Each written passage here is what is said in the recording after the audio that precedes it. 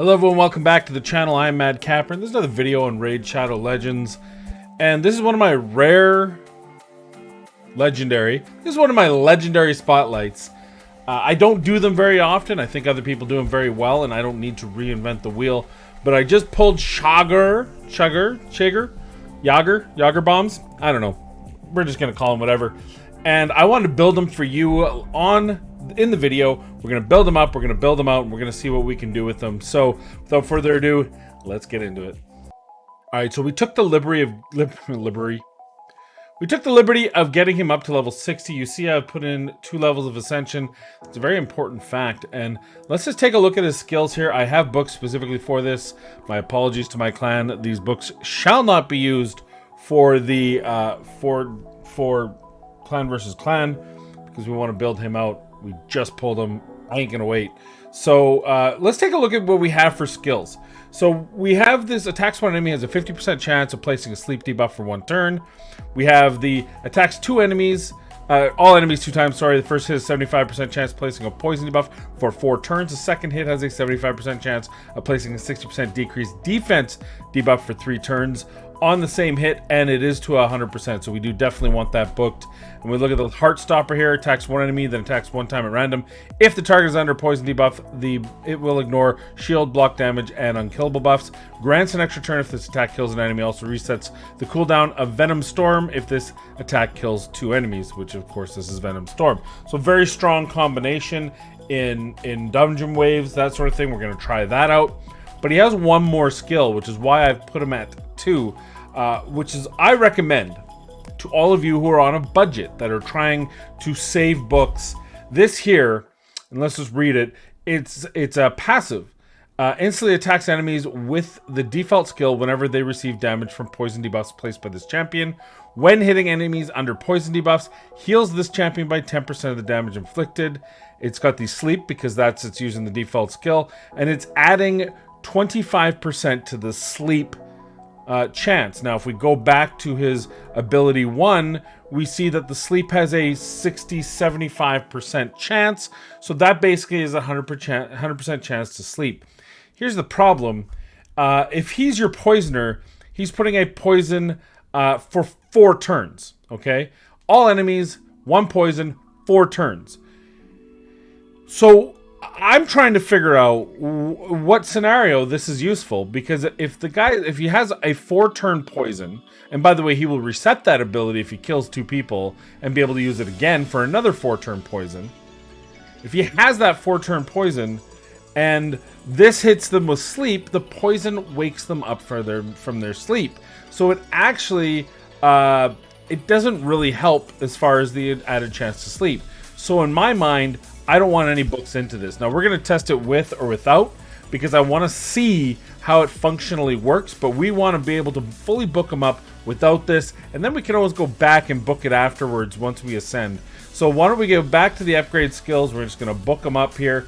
One of the things that Plarium loves to do right now with champions, I guess to their own smart, is you see here the cooldown. That's A2. Cooldowns have always been on the last one. They've never done a damage. It's been a long time. There's a few exceptions, but usually there's a cooldown or a debuff chance on that final one to force you to book all through. But on their A1 bookings, they've always been putting the debuff on the end here. A lot of the earlier champs just had damage here, or maybe damage, debuff, damage. So you could cheat out and lessen the number of books, but no such thing here. Now this, on the flip side, yeah, 20% extra damage is a big deal, but it doesn't do anything functionally, which is actually, in my opinion, quite rare. So here we are. We got 1 book. So what I would normally do is I would hit this, and we failed, we failed miserably. But that's too bad. So now we're going to book this out. Now we have them fully booked except for that passive. So now we can go ahead and ascend. We're going to gain that new skill, and we'll ascend them all the way up. I just wanted to take the opportunity to show this in here. So what we're gonna do is I'm gonna build them out for you. We're gonna use them in all dungeons. Why not? Like, this is back to basics. We're gonna put them in the clan boss as well. We're just gonna see what kind of damage this guy can do anywhere and everywhere we put him. And hopefully it's going to be a lot of fun. I'm going to throw him in relentless gear too, so he's just hitting. So let's see what happens. Be right back.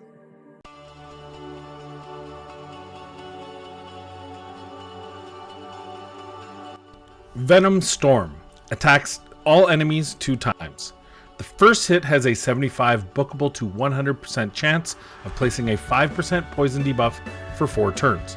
The second hit has a 75 bookable to 100% chance of placing a 60% decreased defense debuff for 3 turns. Heartstopper attacks 1 enemy, then attacks 1 time at random. If the target is under a poison debuff, will ignore shield, block damage, and unkillable buffs. Grants an extra turn if this attack kills an enemy. Also resets the cooldown of Venom Storm skill if this attack kills 2 enemies.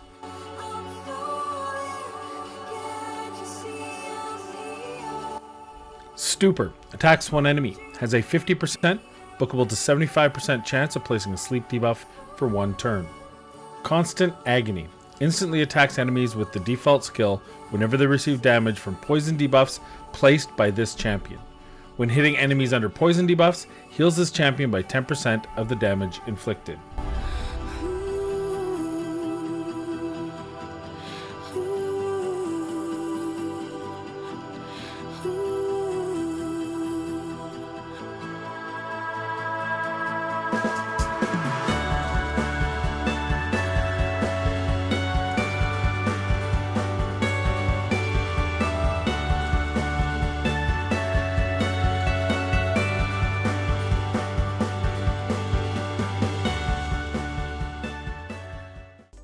Alright, so here we are. Here's our Chagur. We took some of my Draco gear. We originally took it all, but then I had to finagle it a bit because of the speed. The 2 speed better made all the difference negatively for me in this build. So we have him in Relentless now. We went originally from speed, now we're in Perception, and I was able to get an attack banner because of that, which is really nice. And we were also able to get a ton more crit damage and a little bit more attack than my original Draco. What I'll do is I'll snippet the Draco here somewhere so you can compare stats of what the Draco looks like that I normally use in boss. Draco does, probably still have some advantages, so all's fair. Anyway, this is the build we went with. Again, pretty slick. It's in Relentless. Shouldn't be a problem. He's slipping into Draco spot into the unkillable. And then we went here, War Master. I think that goes without saying, especially with all the extra hits he's going to be getting on that default. We went down this way. We did give him Leech, less so for the clan boss, more so just for everything else we're going to put him through.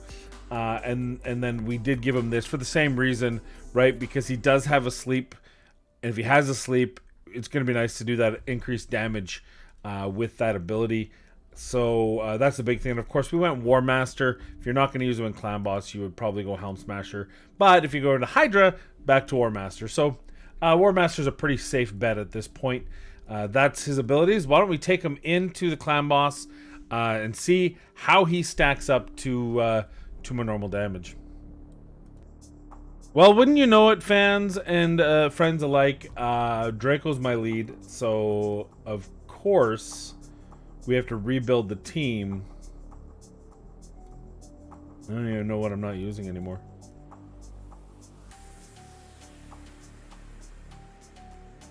I'm not using this anymore. Okay. Good, it's right below it.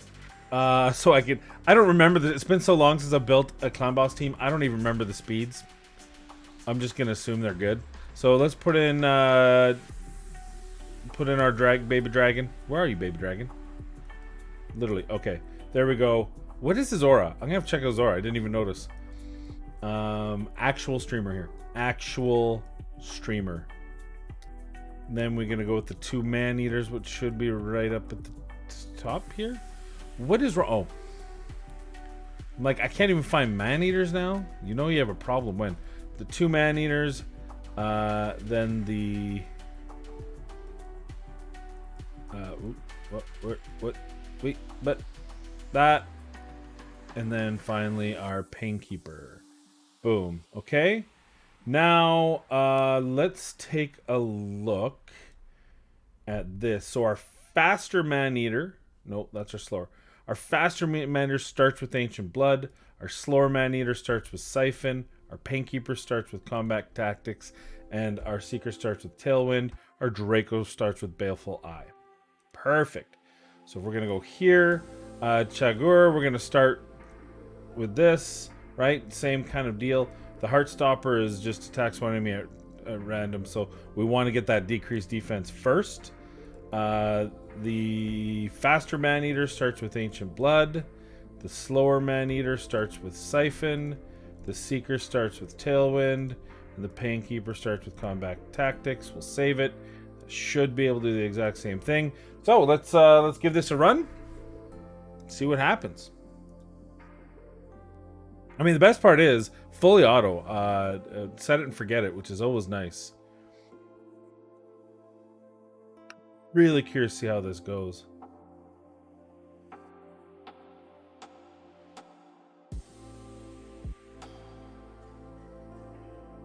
One of the things is he gets that ability to take extra turns if he kills, which he's not going to get, but he is getting that A1 where he's hitting a lot.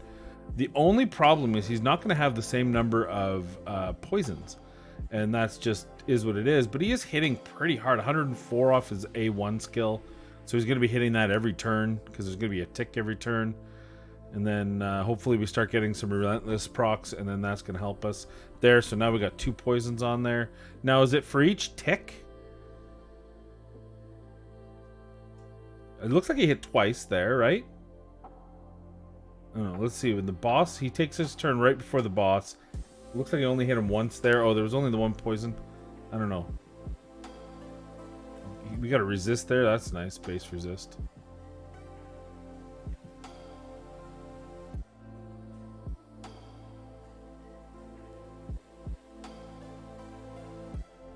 Anyway, we're going to fast forward this. You don't want to watch me for staring at the screen 50 turns.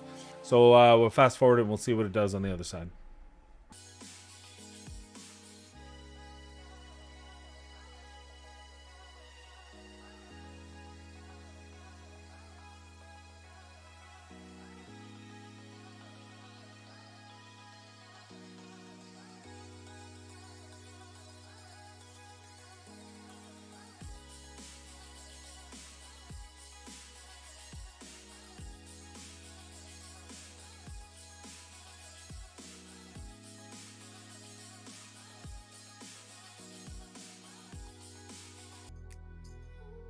Well, there we go. That's a pretty solid 1-key Ultra Nightmare. Was Magic Affinity. Why is that important? Well, just as a sidebar, Magic Affinity is actually the in a standard Bat Eater with Draco comp. You're going to do more damage on Magic Affinity than the other two. Now, you may be thinking to yourself, what? How is that humanly possible, Capper? You've gone crazy. Spirit Affinity, you've got 2 Magic Champions in that comp. Why wouldn't you do more damage there? Well, I'll tell you why, young Padawan. Because you're taking less damage as well. And when you take less damage, you counterattack less. And that equals about a 3 to 4 million total damage at the end of the run difference. But here, the affinity is neutral to all, right? So you've only got the 1, which means this should be a little bit friendlier to Force Affinity. I don't know if this can do a Force Affinity 1 key because the Seeker's going to lose some damage, but everyone else is going to be about the same. It's going to be pretty consistent key. So as long as Seeker doesn't lose 5 million, more than 5 million, we have a 1 key, and I have no worries about this in Spirit Affinity. It's going to do the same damage there as well, I suspect, in spite of the fact that you're not going to get quite as many counterattacks out of Seeker. But the Seeker counterattacks aren't the same as the Draco counterattacks under the normal comp. So overall, great numbers. And very surprising when you consider the fact that there's no weaken. There's 1 4-turn poison as opposed to 4 3-turn poisons.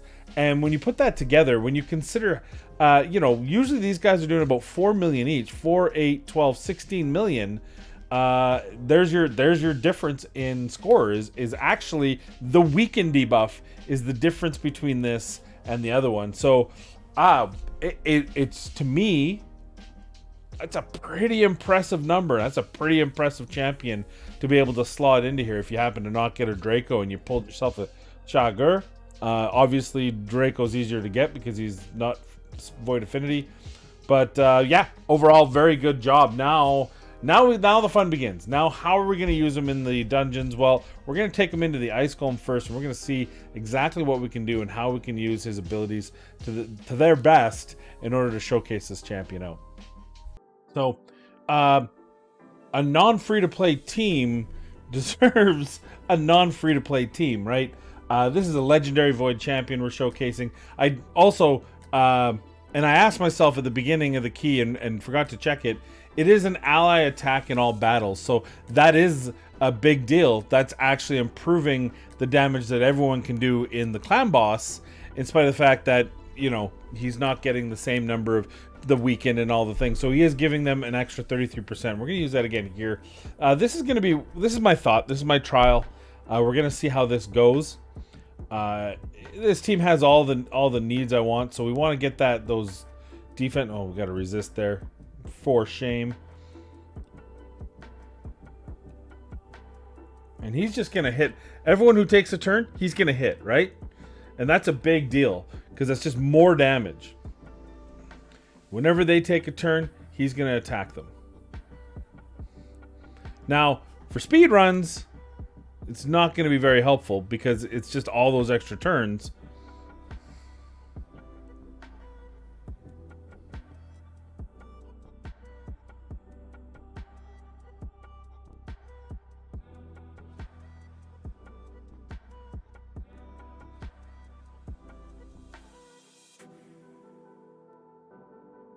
It's very interesting to see, to be perfectly honest with you.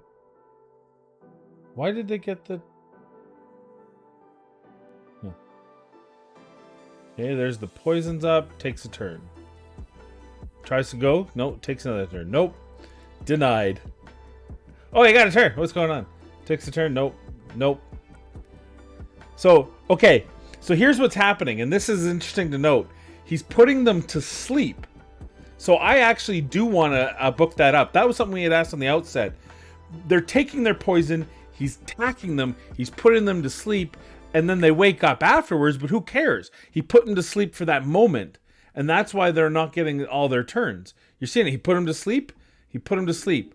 So literally you can run through an entire dungeon. And other than 3%, you're never going to get attacked to the boss.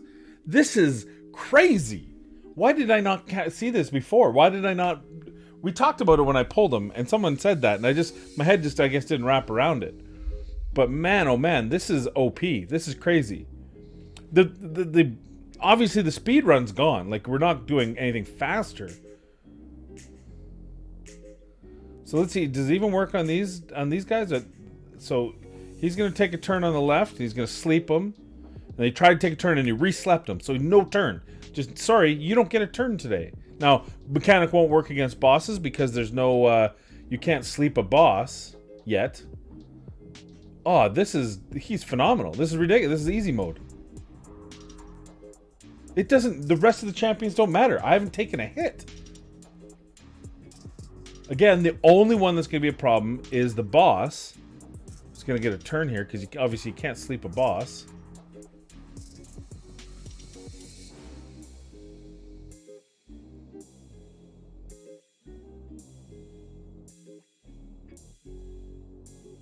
Well, I think the advantage here is you can just bring in full nuke teams. Like, why not?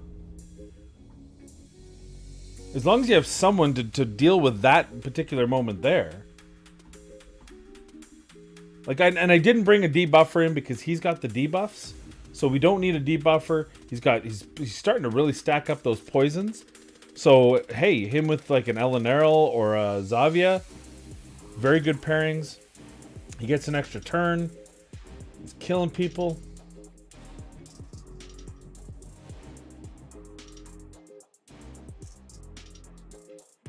This is phenomenal. I mean, this is truly phenomenal. Okay, he's gonna take his turn. And interesting that turn doesn't trigger his attack, but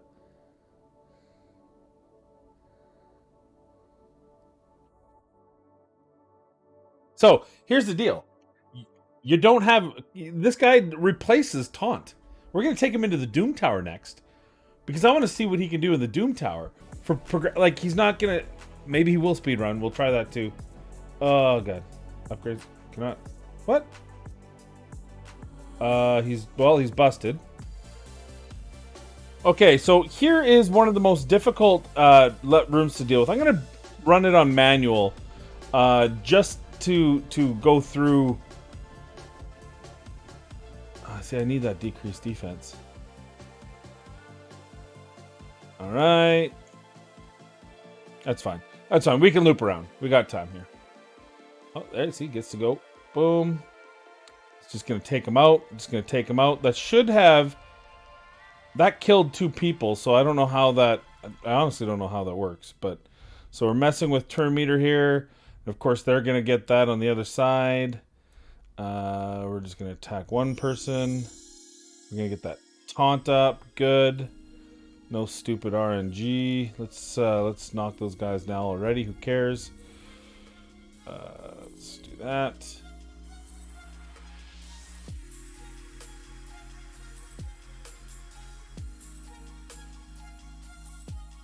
Slept them.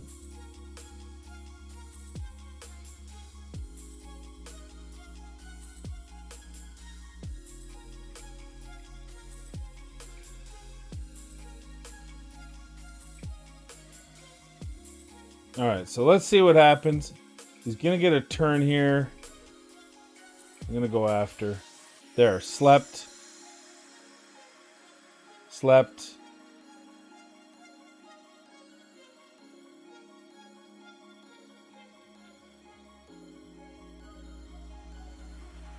And easy clap. Easy clap, done deal. Without a double taunt and 24. Now you're probably gonna fail a couple times. I failed a couple times originally, and the reason for the failure was just when things came up. Like right now, that's up. See, we got to resist here. I want to know how I only have 3 poisons up on 100% chance when I have 370 accurate or 270 accuracy. But this game doesn't care. So that's fine. We have the taunt in the background.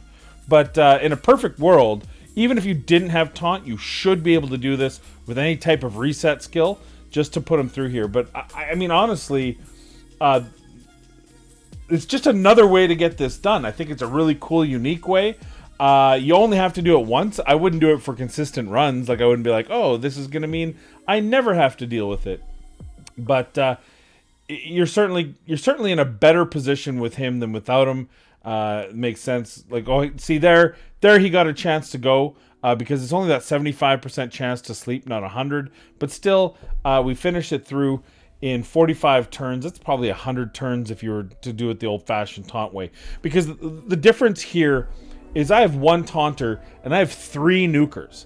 In room 109 hard, I have 3 nuking champions to push through that wave. So, you know, I'm not sitting there forever. And we talked through and we manualed it, and maybe we could have gotten it much quicker if we just hit auto. But look at that, 814. The damages are right on par with the other guys. Considering these 2 are in Savage and he isn't. He's still in his Relentless gear. Yeah, I mean, what a champion. So that thing's... So here's the deal. I was going to take him into the Hydra boss because I thought, man, those extra turns. I forgot that. So when you look through the heads, 3 of the heads are immune to poison. So you would have to wait until you got the... Because we're not worried about... It's not about doing the damage from the poison. It's about getting the extra attacks because of the poison. So the head of Blight is immune to poison. The head of Torment is not. It decreases damage by 90%. We don't care about the reduction. We just want it to land. The Head of Mischief is also immune to poison. The Head of Wrath, also immune to poison. Head of Decay is not. So the Head of Decay, as long as you time it around his life barrier and his cleanse, which should be in a different rotation, not this one. The Suffering also can take poison damage. So you want Decay, Suffering, and Torment. Those are the ones that can take the poison damage. So you'd have to wait for Chagur to get those 3 in the same run for it to really be worth it. So I was going to do a run. You can see here we were going to have a little fun here. I actually would prefer this, even though we lose the aura. But because Salad in the lead in this sort of comp is just absolutely nuts. But we're not going to do that. We're going to stay away from this, and unfortunately, it's just not the right time to test it. If I get those 3 heads in a rotation, I don't know if the next one maybe is, then that's something we can give it a try. All right, so we're going to do one final test here, but what I'm going to do this time, just, I love his damage. For PvE, this is definitely the build for him, but I think that if you're going to take him into here, you got to increase that accuracy. We're going to take him out of the Relentless as well. So let me rebuild him here. All right, so we've retooled him, and I know it's all in perception gear. It's 99%. Hopefully that doesn't kill us. We've taken out a lot of the attack to get some more speed and some more accuracy. And I think if you were going to use him in PvP in arena, which honestly, my honest opinion here is that's not where his wheelhouse is. But he has a fun mechanic that might make it worth it anyway. But normally I have Kymar in here to sweat him. But what we can do here is now we've got all poisons, and we just sit and wait. I'm even gonna try to make it happen here. We'll just we won't AoE with her. Right, we'll see if we can get away with this. Boom. Don't kill her, don't kill her. Boom. And one more. Oh, he gets to attack. So you see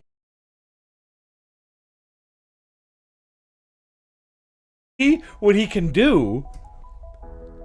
I mean, Trunda just didn't really do anything. He can, every time someone takes a poison, he hits. And if they live, now I know I'm at the bottom of it. It's Monday, so it's really difficult to frame this together. And I couldn't quite find the... do another one here. All right, we're going to try this again. Again, I know I'm in early gold. 4, that's not my fault. It's Monday, and I got to get this video done. But I think we're getting you're getting the idea, I hope. Oh, killed her. That actually, oh, there, see, she's back to life. Well, we'll kill her too.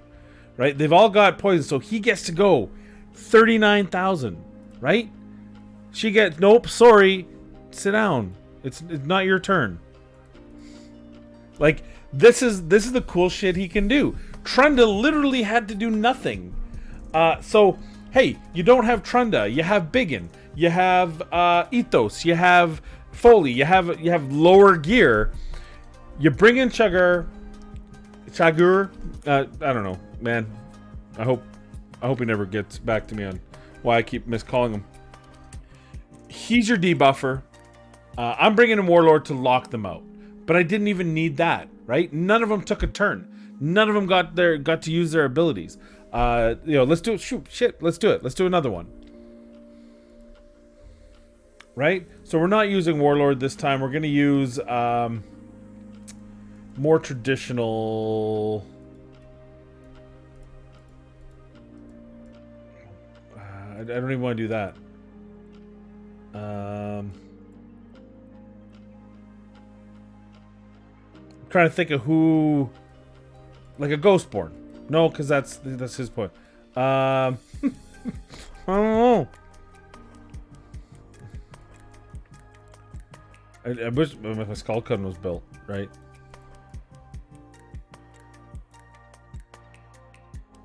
Defensive. Maybe we bring in a defensive team. We bring in Krisk. They don't have a debuffer. They're idiots.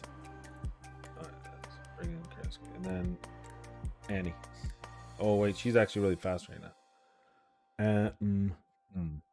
Who have you got, Butter? I don't even think she has gear on her. Yeah. Here. Nope. No, he's really slow. Alright. Like, here's the point I'm trying to make is no matter what your team's doing here. Alright, I'm going. We're debuffing. We got unlucky there. If she takes a turn, he's gonna kill her. He gets another turn. Now granted we didn't land all the poisons. That's a wonderful 3%. Right? Solus isn't even going. Krisk isn't even going. They're irrelevant. They're insurance. Right? That's where the insurance is. Because once again, Like we get base resisted here.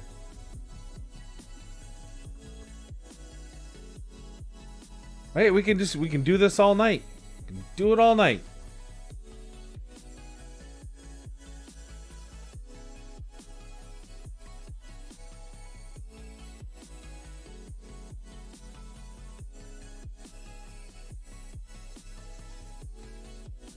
Right? Got slept. Doesn't get to go. Well, we're not going to let you go either. Got slept. Now you're dead.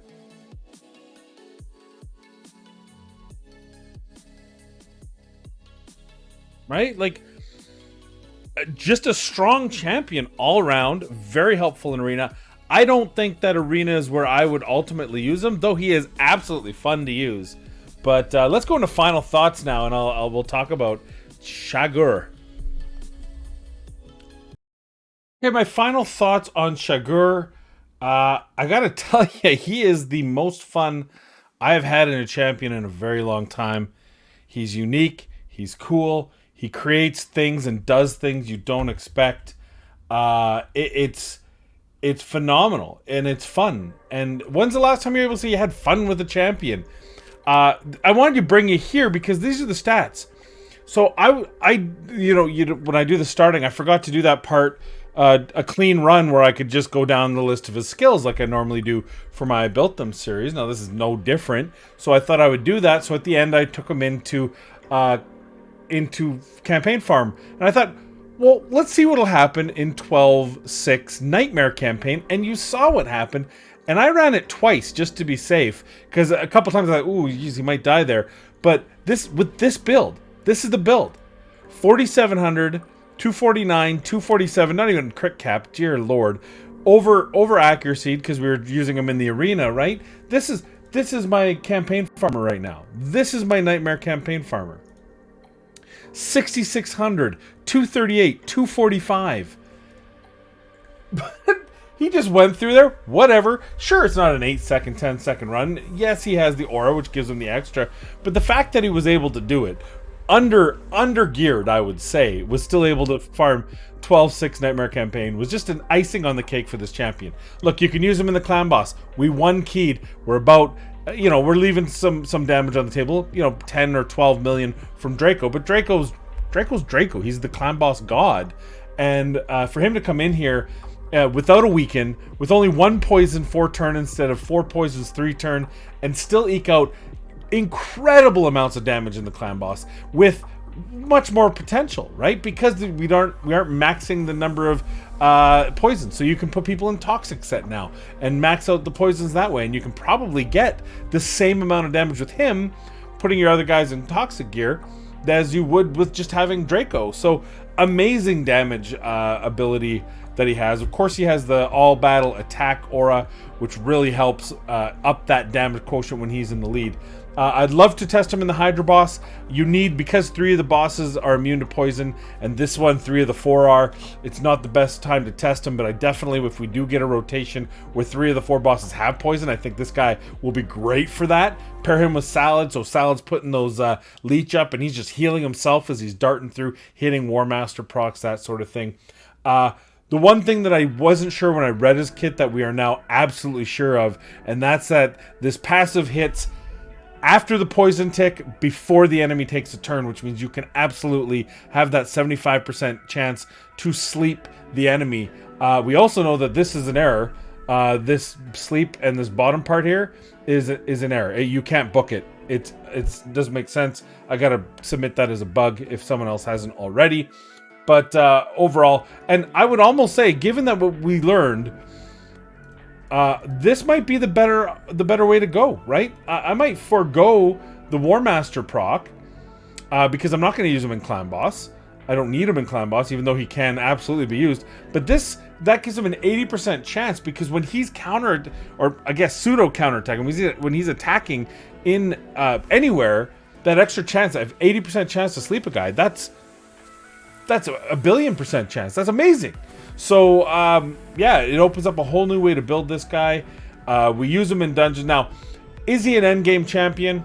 3v3 arena, I think you could argue he is an endgame champion. A lot of people could probably use him in 3v3 Gold 1 through Gold 4 as an extra champion in there. You can use him either as a full-out nuker like we had him originally built, or like he's built now, which is more of a control, because he's still going to get those extra attacks. And you saw the arena that we did is my nuker really didn't have to do anything. I was single targeting with Trunda because he was just mopping everything up. He was just finishing what he started. So absolutely amazing champion in that regard too. Overall, couldn't be happier with this pull on Friday. Couldn't be happier to have built him out, and I enjoyed thoroughly having fun with this champion. I think you will too. So that's all I have for today. I hope you enjoyed this video. If you did, please give a thumbs up. Consider subscribing. I know the majority of you are not subscribed who watch these videos. And finally, most importantly, please be kind, be safe, and we'll see you in the next video.